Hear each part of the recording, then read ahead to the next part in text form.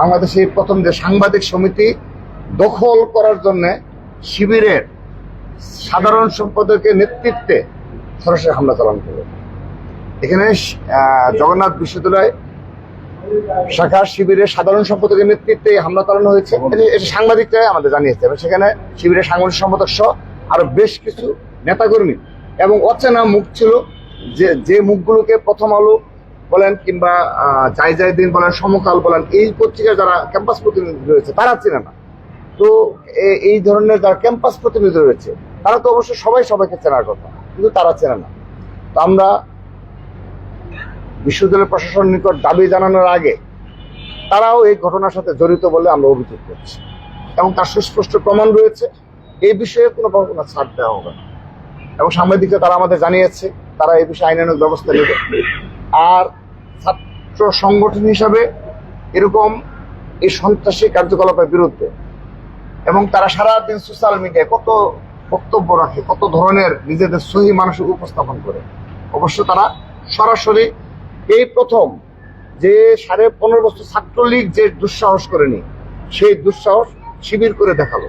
অর্থাৎ সাংবাদিক সমিতি দখল করার জন্য তাদের পন্থী যারা সাংবাদিক রয়েছে তারা যেন এই সাংবাদিক সমিতির সভাপতি সাধারণ সম্পাদক হিসেবে থেকে যায়, সেটা দখল করার জন্য সরাসরি সেই ভবনে জগন্নাথ বিশ্ববিদ্যালয় শাখা ছাত্র শিবিরের সাধারণ সম্পাদক এবং সাংগঠনিক সম্পাদকের নেতৃত্বে হামলা হয়েছে।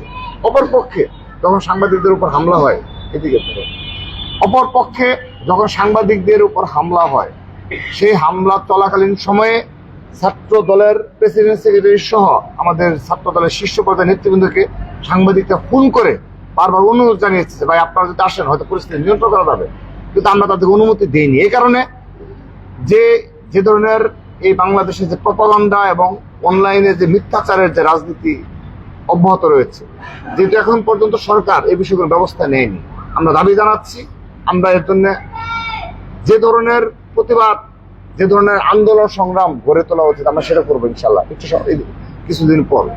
তো তার আগে এখন যেহেতু এই পরিস্থিতি রয়েছে, সেই পরিস্থিতিতে যেহেতু আমাদের যদি ছাত্র দলের শীর্ষ পর্যায়ের কারো এই সাংবাদিক সমিতির ভবনে একটা ছবি পেয়ে থাকে, এটা দিয়ে দেখবেন তারা ভাইরাল করে দেবে যে এই ছাত্র দলের প্রেসিডেন্ট সেক্রেটারি কিংবা সাংগঠনিক সম্পাদক এরা ছিল। সেখানে আমরা নিষেধ করেছি যে তোমরা যাবে না, কিন্তু ওরা ভবনের নিচে গিয়ে বারবার নিবৃত করার চেষ্টা করেছে যে এই মারামারিটা যেন না হয়। এমনকি শিবিরের সেক্রেটারিকে বলেছে যে এই আপনি এখানে কাজ কি মারবেন না, যতটুকু উচ্চস্বরে বলা দরকার বলেছে নিচ থেকে, কিন্তু তারা নিবৃত হয়নি। তারা এবং সবচেয়ে ভয়ঙ্কর তথ্য, লোহার রড এবং স্ট্যাম্প তারা নাকি আগেই ঢুকাই রাখছে।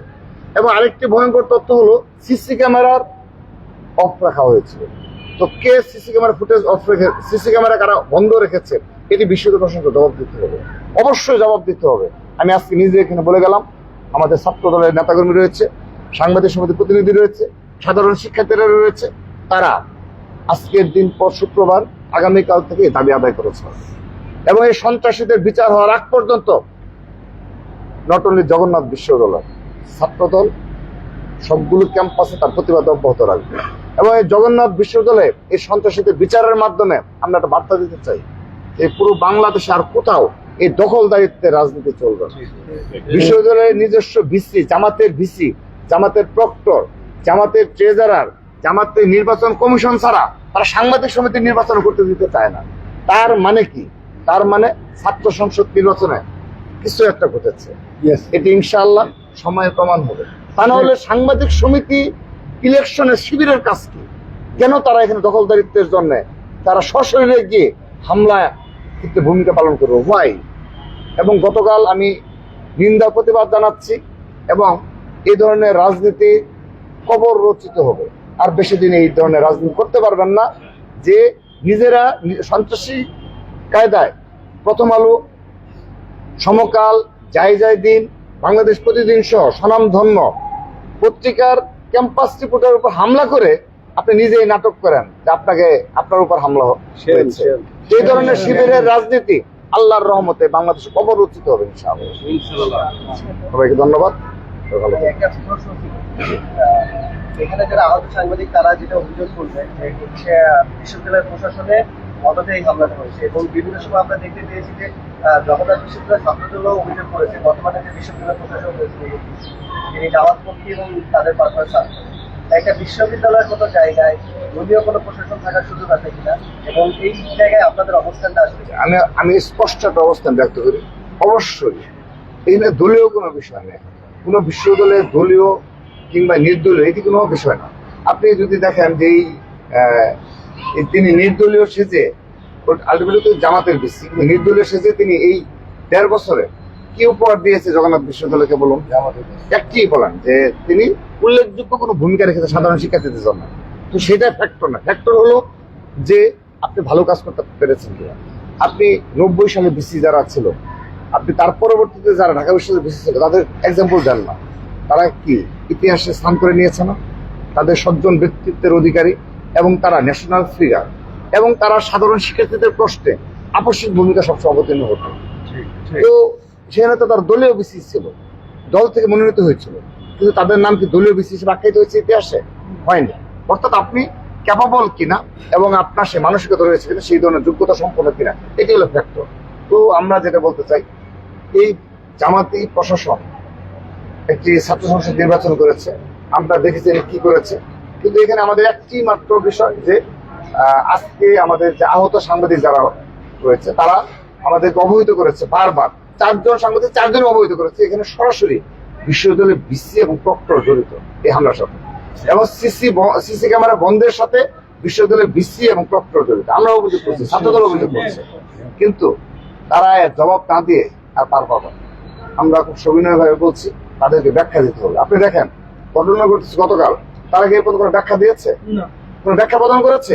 কেন সিসি ক্যামেরা বন্ধ হলো ব্যাখ্যা প্রদান করেছে? তারা কেন এই ধরনের ভূমিকা অবতীর্ণ হয়েছে কোনো ব্যাখ্যা প্রদান করেছে?